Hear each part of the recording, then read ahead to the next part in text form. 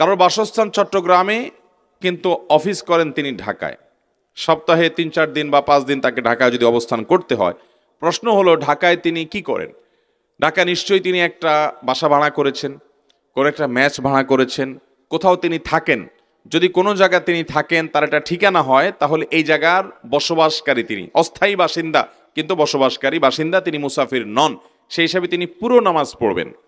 আর যদি ব্যাপারটি এমন হয় যে না, ঢাকায় তার বসবাসের কোনো ঠিকানা নাই, তিনি শুধু আসা যাওয়া করেন, ধরুন অনেক ড্রাইভার ভাইয়েরা আছেন, বাড়ি তার চট্টগ্রামে, তিনি ঢাকা চট্টগ্রাম রুটে গাড়ি চালান, কিংবা ঢাকা কুমিল্লা রুটে গাড়ি চালান, কিংবা অন্য কোনো রুটে গাড়ি চালান, তো তার ঢাকায় আসা হয় কাজে, গাড়ি শেষ, গাড়ি চালানো শেষ, তার ট্রিপ শেষ, তিনি হয়তো কোনো একটা হোটেলে বা কোথাও হালকা রেস্ট করে 2-4-5-6 ঘন্টা পরে আবার গাড়ি নিয়ে তিনি ছুটেন নিজ গন্তব্যের দিকে। তাহলে সেক্ষেত্রে তিনি মুসাফির, কারণ ঢাকায় তার থাকার কোনো বিশেষ ঠিকানা নাই এবং তার কোনো থাকার বন্দোবস্ত নাই, তিনি এখানকার বসবাসকারী নই।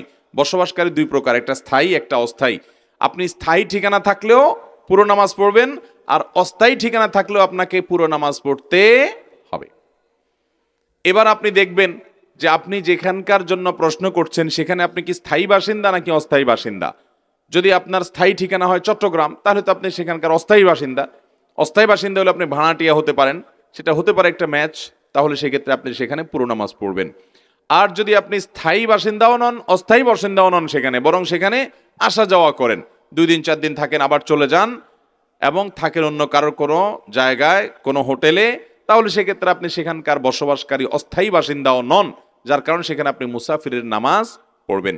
একজন মানুষ তিনি ঢাকা শহরে ফ্যামিলি নিয়ে হোক বা একাকী হোক বাসা ভাড়া নিয়েছেন, মেস ভাড়া নিয়েছেন, তাহলে তিনি এটার অস্থায়ী বাসিন্দা।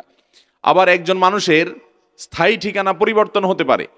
একসময় তার গ্রামে স্থায়ী ঠিকানা ছিল, এখন গ্রাম থেকে তিনি জমা বিক্রি করে শহরে ফ্ল্যাট কিনেছেন, বাড়ি করেছেন, বা তার পাসপোর্টে এনআইডিতে সব জায়গায় স্থায়ী ঠিকানা পরিবর্তন করে দিয়েছেন, এবং গ্রামে আর তার শিফট করার কোনো পরিকল্পনা নাই, তাহলে তার স্থায়ী ঠিকানা এখন পরিবর্তন হবে।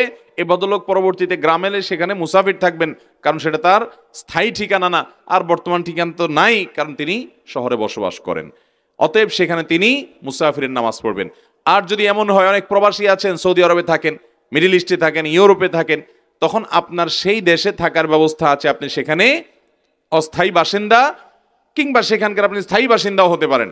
আবার দেশে আসছেন, গ্রামে আপনার জমি জমা আছে, ঘরবাড়ি আছে, এটাও আপনার দেশের স্থায়ী ঠিকানা, এখানে আপনি পুরো নামাজ পড়বেন, যার কারণে এখানে মুসাফিরের নামাজ পড়বেন না।